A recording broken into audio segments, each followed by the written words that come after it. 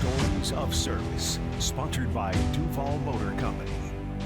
She began serving our country immediately after high school and continues to serve others even when her time in the military came to an end. On this Buddy Check Day, we'd like to introduce you to a veteran who was her biggest advocate when it came to health care, an action she says saved her life. It just felt a part of me as soon as I put it on. Mostly like something that I was always supposed to do with my life.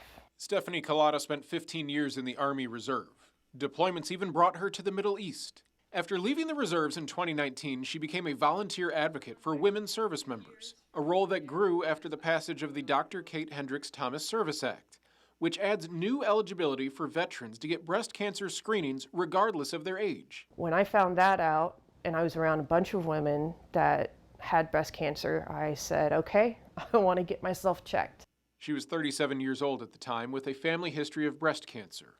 Initially, doctors didn't want her to get screened, but Kalota pushed and brought up her rights under the Service Act. There were suspicious masses that they found. We did tests and biopsies every 6 months until last April. They found atypical cells, precancerous cells in one of my masses. Last month, she had surgery to remove all of the masses, something that wouldn't have happened if she didn't advocate for herself, like she does for other women, and insist on utilizing the Service Act to get screenings before the recommended time. Never settle for no. So I tell many people that always advocate for themselves. If I didn't know about the Service Act, I would have waited until I was 45 to get checked for breast cancer.